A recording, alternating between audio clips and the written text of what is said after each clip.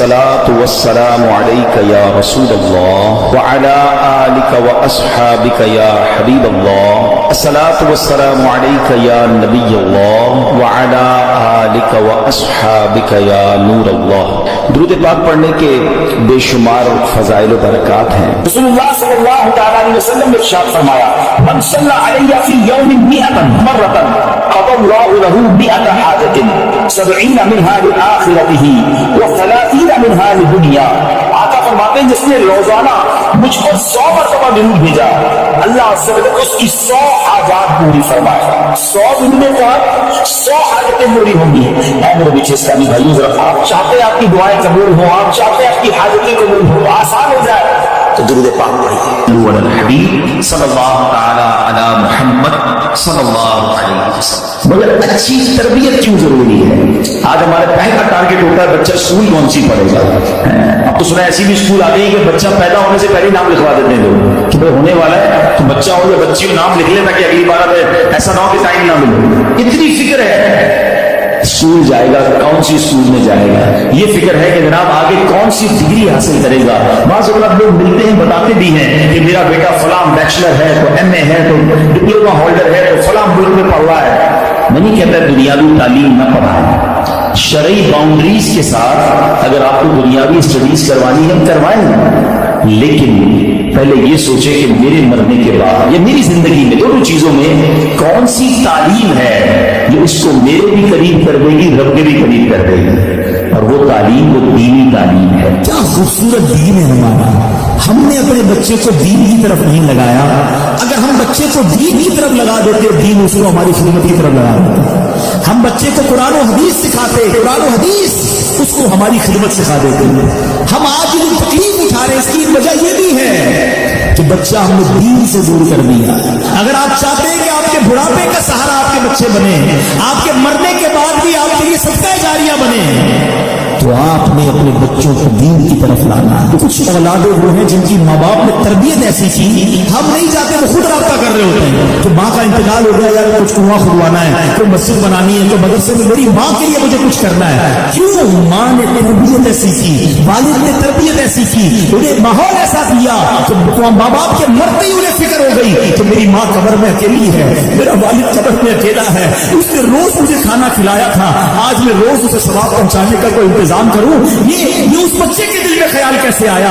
کیونکہ اللہ نے اسے اچھا ماحول عطا کیا, ماں باپ نے اس کو اس ماحول کی طرف بڑھایا. تو خدارا اپنے بچوں کی ایسی تربیت کرو کہ بڑھاپے میں بھی تمہارا ساتھ دیں اور مرنے کے بعد بھی تمہارے لیے صدقہ جاریہ کا باعث بن جائیں. آپ کے بچے آپ کے قدموں میں رہیں گے اگر آپ نے بچوں کو دیندار بنا دیا. اللہ کرے یہ فارمولہ سمجھ آ جائے نا.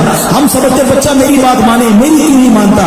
ارے پہلے سے اللہ رسول کی بات منانے والا بنا دو, یہ تمہاری بھی ماننے والا بن جائے گا. کیونکہ جب یہ جائے گا نا دین کی طرف, اسے قرآن ماں باپ کی طرف بھیجے گا, اسے حدیث ماں باپ کی طرف بھیجے گی, اسے علماء کرام ماں باپ کی طرف بھیجیں گے. تو میں یہاں والدین سے گزارش کروں گا.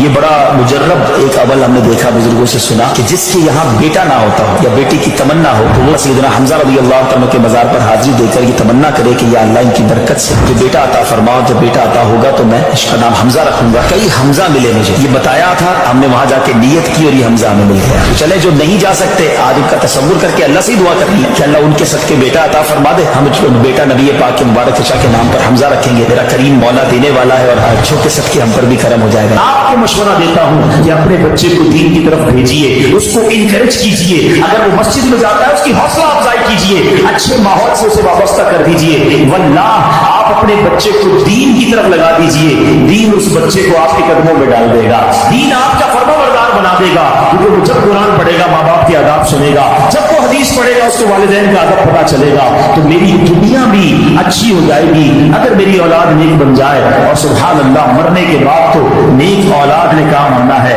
لوگ کہتے ہیں ہمارے بچوں کو بہت سارے سافٹ ویئر آتے ہیں. ارے جناب بہت سارے موبائل کے اس کو فنکشنز آتے ہیں. مجھے بتاؤ نا, میرے مرنے کے بعد میری قبر پر بیٹھ کر گوگل، یاہو، واٹس ایپ یا جناب ایمو کھول کر مجھے کوئی سال ثواب کرے گا، یا قرآن پڑھنا آتا ہوگا تو ثواب پہنچائے گا، نمازی ہوگا تو میرے لیے دعا کرے گا، میں نے اس کو سخاوت کی عادت ڈالی ہوگی تو صدقہ خیرات کر کے میرے لیے صدقہ جاریہ کا باعث بنے گا۔ فیصلہ آپ کا ہے، یہ ارلی سٹیج میں فیصلہ کر لیجئے کہ اپنے بچے کو کس لائن پہ لگانا ہے، کیونکہ ہم سب نے دنیا سے جانا ہے، نیک اولاد چھوڑ کر جاؤ گے تو وہ قبر میں صدقہ جاریہ کا باعث بنے گی۔ اور ایک بات اور یاد رکھیے، بچہ نیک پتہ کیسے بنے گا؟ جب ہم نیک بنیں گے۔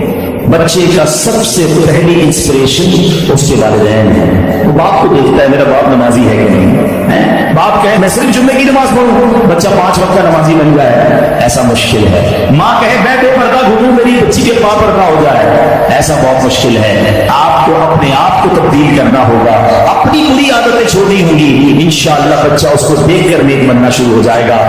دنیا میں کوئی بندہ بڑی ڈگری ہولڈر ہو جائے نا، بڑا افسر بن جائے، بڑے جناب اس کے پاس جو سمجھیے کہ ڈپلومے ہو، ہم نے دیکھا ہے کہ اب ماں باپ اس سے ڈر کے بات کرتے ہیں کہ بچے کو برا نہ لگ جائے، بڑا افسر ہے، بہت پڑھا لکھا ہے، بڑا ڈگری ہولڈر ہے۔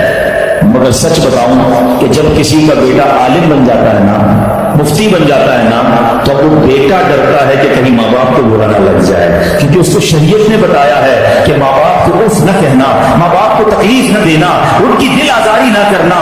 اس کے دل میں تو ہر وقت یہ خوف رہتا ہے کہ کہیں میرے ماں باپ مجھ سے ناراض نہ ہو جائیں، کیونکہ حدیث پاک اس نے پڑھی ہوتی ہے، یہ سنی ہوتی ہے کہ جس کا مضمون ہے جس سے اس کے ماں باپ راضی اس سے اس کا رب راضی، جس سے اس کے ماں باپ ناراض اس سے اس کا رب ناراض۔ بدقسمتی سے ہم نے یہ بھی دیکھا کہ کئی ماں باپ اپنے بچوں کو دین کی طرف جانے سے روکتے ہیں، اور کچھ عرصے کے بعد ہم دیکھتے ہیں کہ وہ سر پکڑ کے بیٹھے ہوتے ہیں کہ بچہ ہاتھ سے چلا گیا۔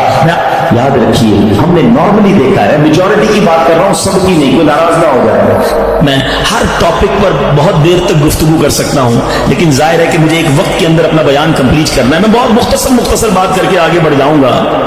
وہ لوگ جن کے ماں باپ حیات ہیں، خدا کی قسم یہ رب کی بہت بڑی نعمت ہے، ہمیشہ ان کی قدر کرنا۔ ماں باپ کا جو فرما بردار ہے وہ دنیا میں بھی کامیاب ہے اور آخرت میں بھی کامیاب ہے۔ ایک حدیث کا مضمون ہے، جس سے ماں باپ راضی اس سے اس کا رب راضی، جس کے ماں باپ اس سے ناراض اس سے اس کا رب ناراض۔ یاد رکھنا میرے بھائیوں، وہ میرے نوجوانوں جن کے ماں باپ حیات ہیں، ان کی قدر کرو، ان کی دعائیں لو۔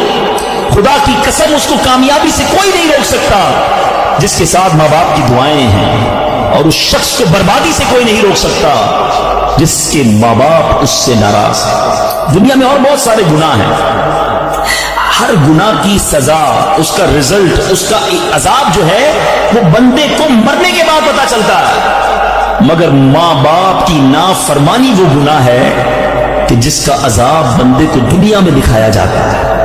جو ماں باپ کا نافرمان ہوتا ہے نا، اس کی اولاد دنیا میں اس کی نافرمان ہوتی ہے۔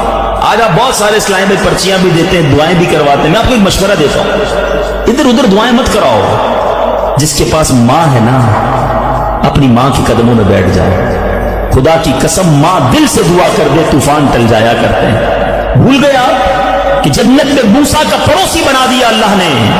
ایک کسائی کو ماں نے دعا دی تھی، اللہ نے موسیٰ کا جنت میں پڑوسی بنا دیا۔ کہ نبی پاک علیہ السلام فرماتے ہیں، حضرت عبداللہ بن زبیر رضی اللہ عنہ سے روایت ہے کہ جو ماہ رجب میں کسی مسلمان کی پریشانی دور کرے، اللہ عز و جل اس کو جنت میں ایسا محل عطا فرمائے گا جو حد نظر تک وسیع ہوگا۔ تم رجب کا اکرام کرو، اللہ کریم 1000 کرامتوں کے ساتھ تمہارا اکرام فرمائے گا۔ اللہ کرے کہ ہماری کوئی نماز قضا نہ ہو، ہم اس میں نفلی روزے رکھیں، اس میں درود پاک کی کثرت کریں، استغفار کی کثرت کریں۔ اللہ کا مہینہ ہے، خوب اللہ کی طرف لو لگائیں کہ یا اللہ تیرا مہینہ آ گیا، بندہ بھی تو میں تیرا ہوں، میرے مولا تو میری مغفرت فرما دے۔ اللہ ہمیں اس مہینے کی برکت عطا فرمائے۔ پھر کتنا سخت ہوتا ہے سمجھیے گا، یاد رکھیے سختی کی اور بھی چیزیں ہوتی ہیں، لوہا بڑا سخت ہوتا ہے، لکڑی بڑی سخت ہوتی ہے، مگر لوہا آگ سے نرم ہو جاتا ہے، لکڑی پانی سے نرم ہو جاتی ہے، مگر پتھر کتنا سخت ہوتا ہے، نہ آگ میں گلتا ہے نہ گرمائش میں پگھلتا ہے۔ ہتھوڑے مار مار کے اس کا برادہ تو کر سکتے ہیں، چورا چورا کر سکتے ہیں، مگر نرم نہیں کر سکتے۔ تو قرآن نے مثال کیا دی کہ دل پتھر سے سخت ہو گئے۔ اچھا پھر کہا او اشد قسوہ، پتھر سے بھی زیادہ سخت ہو گئے۔ اللہ اکبر، ان دلوں کا عالم کیا ہوگا کہ جن کو قرآن کہہ رہا ہے کہ تمہارے دل پتھر جیسے سخت، بلکہ اس سے بھی زیادہ سخت ہوگا۔ اللہ اکبر. اے میرے پیارے اسلام، حالانکہ پتھر کی ایک اور تعریف قرآن خود آگے بیان فرما رہا ہے. وَإِنَّ مِنَ الْحِجَارَةِ لَمَا يَتَفَجَّرُ مِنْهُ الْأَنْهَارُ، پتھر میں تو کچھ وہ ہیں جن سے ندیاں بہتی ہیں. وَإِنَّ مِنْهَا لَمَا يَشَّقَّقُ فَيَخْرُجُ مِنْهُ الْمَاءُ،